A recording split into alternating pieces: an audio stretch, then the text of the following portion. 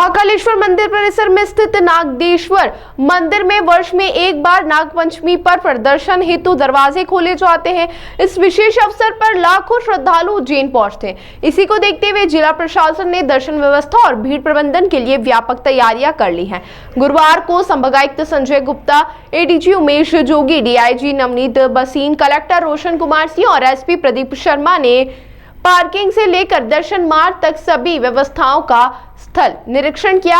अधिकारियों ने दर्शन मार्ग, हरसिद्धि चौराहा, बड़ा गणेश मंदिर सहित पूरे मार्ग की योजना का अवलोकन किया। पार्किंग और दर्शन मार्ग श्रद्धालुओं की भीड़ को नियंत्रित करने हेतु करकराज पार्किंग से दर्शन की कतार प्रारंभ की जाएगी।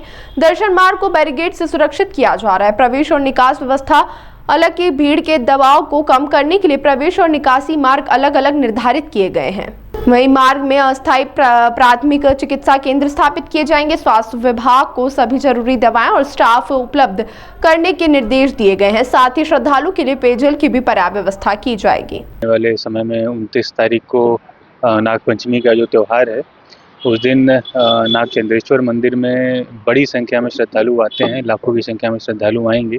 उसकी तैयारियों के संबंध में जो है वो कल बैठक की गई। सभी जो जिम्मेदार अधिकारीगण थे, सभी लोगों से चर्चाएं की गई।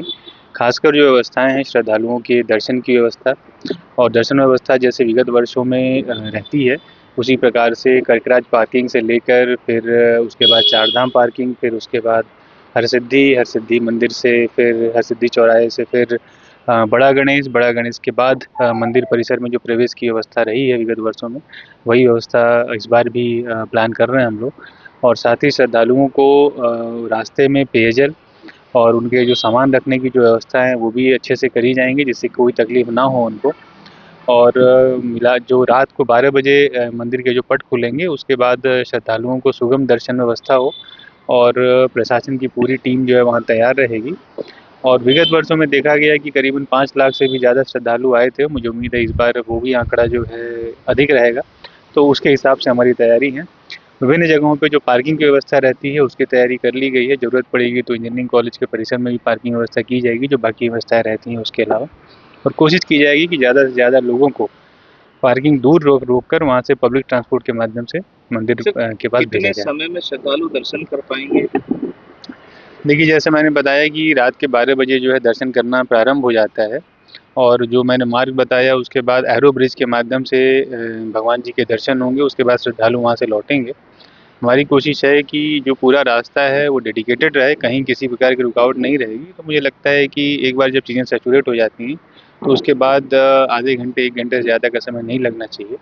और हमारी कोशिश यही है कि जल्दी से जल्दी श्रद्धालुओं को दर्शन कराकर और व्यवस्थाएं अपनी दुरुस्त कर सकें हम लोग। माननीय मुख्यमंत्री, एक वर्ष अनुसार इस बार भी नागपंचमी के अवसर पर नागचंद्रेश्वर भगवान के दर्शन 24 घंटे के लिए होंगे।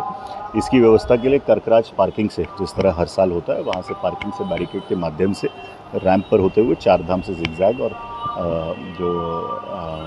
हरसिद्धि चौराहा होते हुए एंट्री कराई जाएगी बैरिकेड के माध्यम से, जिसमें करीब 1.5 किलोमीटर का ये रूट है।